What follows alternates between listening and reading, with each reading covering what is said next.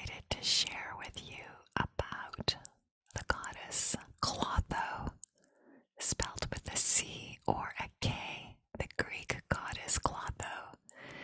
She's actually the right one right on the left side of the screen. She's the youngest sister of the three fates.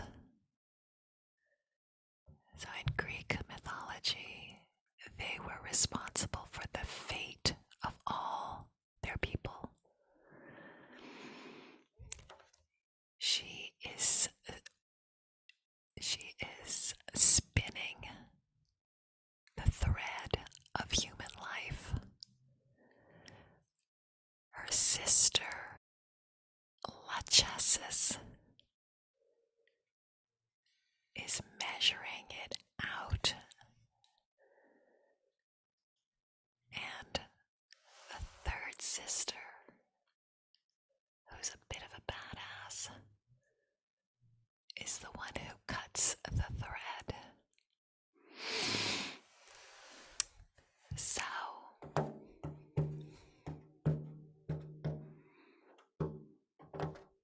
this connection between weaving and life is a very strong connection, and Marguerite Rigoglioso, who runs Seven Sisters Mystery School, has done a lot of research and discovered a connection between spinning and weaving with divine birth, also known as parthenogenesis.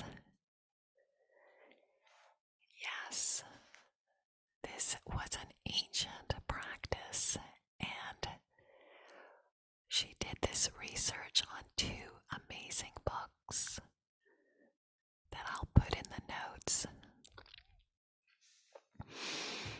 These academic books are a wealth of information, and she has found that every time there was mention of weaving the peplos, which is the sacred garment for a special Parthenia religious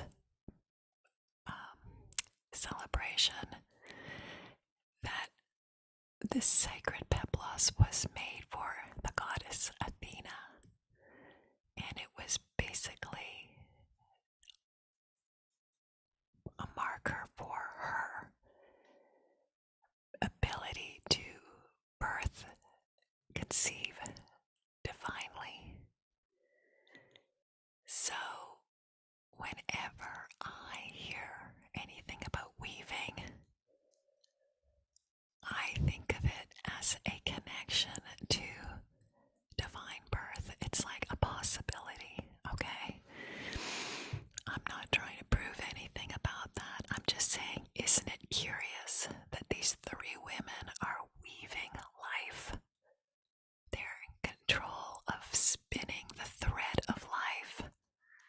And there could be a connection to their ability to conceive divinely special avatar children, which was an ancient priestess, secret priestesshood. Here we have a close-up of Clotho. Now I want to also say that the peplos could be a shawl or the outer garment. So here is a picture of Nyx, the mother of the three fates. It's a little hard to tell, but she's got this fantastic shawl here that's like blowing, like there's a real focus on this shawl, right? This peplos. And the fascinating thing is that Nyx is said to have conceived the three daughters, Clotho, Lachesis, and Atropos.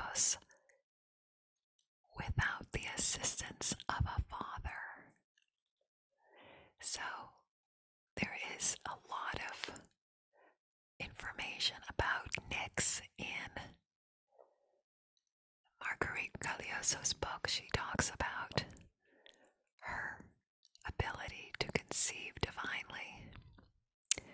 So we have these three fates who are spinning and weaving, who have been born, conceived divinely, parthenogenetically. Just something to put on the back burner here.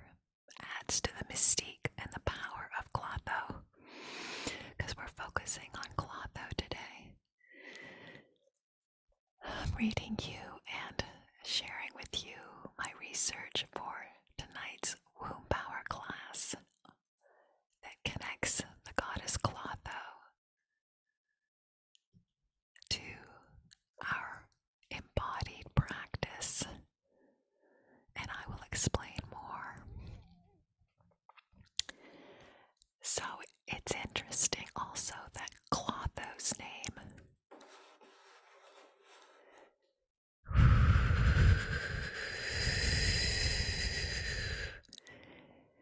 in English is very close to the word cloth. Her Greek name is Clotho, very similar to the word cloth. Okay. Just adding more to our interest in Clotho. So, Clotho was responsible for deciding when a person was born and when gods or mortals were to be saved or put to death. Very intense power, shall we say. And this is where the Clotho gene, spelled with a K, is found mostly in the kidneys, the Clotho gene. And it gets its name from Clotho, as it was originally seen as one that extends life, this Clotho gene. And when it is messed with, it causes early aging. So, our longevity gene is named after a goddess. OMG. I'll be frickin' darned. I didn't realize that we had a longevity gene. But it actually makes a lot of sense because we do have a lot more agency over our longevity.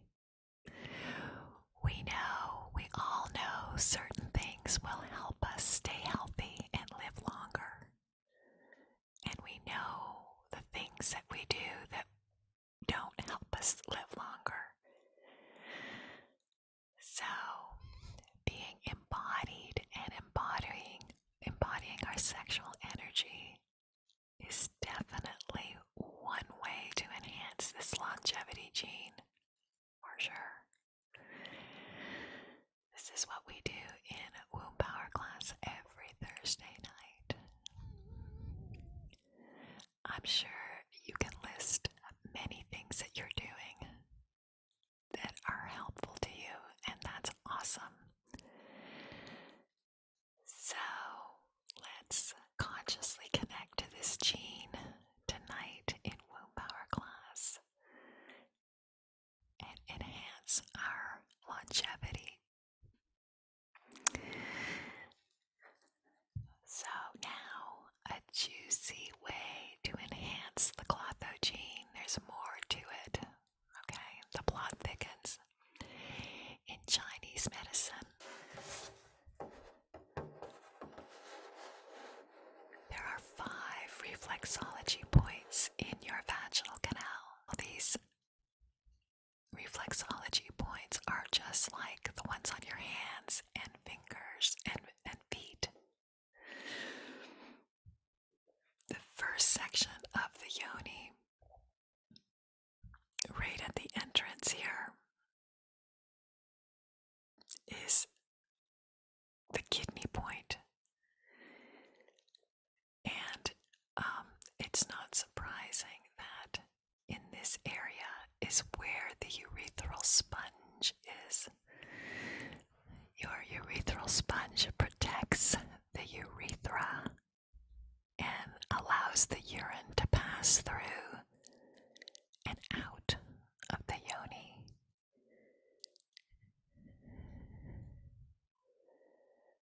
It's a spongy area, and guess what? This is your G zone, often known as the G spot. So it makes sense that the kidney section of the yoni would be connected to the urethral sponge, and that now if we connect to our G zone, we're actually enhancing the Clotho gene, which, because we're focusing on this area of the vagina, it actually stimulates the kidneys and the gene, the Clotho gene, that is our longevity gene. Pretty amazing, isn't it? Yeah. I'm just putting all these pieces together and it's pretty exciting. So in class, it's not like we're focusing on having a G-spot orgasm. We're at a foundational stage level in womb power where we are cultivating a connection to our yoni and G zone. This is foundational. It often gets skipped over, and we think that orgasm is more important and that we have to race to that goal. But it's actually even more important to connect and have a relationship with this area, with your attention, awareness of sensation, and ability to just be with any sensations or a lack of sensations that you might have here. It's a whole other level of connection when you're using your attention to just receive and feel and notice what is occurring here. So if you want to touch yourself and have a G-spot orgasm, you are welcome. But that is not what I'll be guiding. I'll be guiding to a more foundational level of just being with your G-zone and your Clotho gene. We're going to connect to the kidneys and the Clotho gene as well in the lower back. Something I didn't mention in the email as well is that the kidneys rule all of our fluids, and our adrenals sit on top of the kidneys. So we're impacting our adrenals when we work with our G-zone as well. The adrenals are so important, and we tend to abuse them. We use stimulants instead of finding our own access to our own chi energy. When we connect to our natural energy, our sexual energy, our foundational energy, our life force energy, we are saving our adrenals for emergencies, situations where we need every ounce of alertness and courage. So if we use this adrenal energy every day, we deplete the adrenals, and then we don't have enough energy to do the things we find difficult to do, and we collapse, or we use substances to try and override that, and then we could lead to burnout. So it's really not great, and it can lead to depression. So this practice is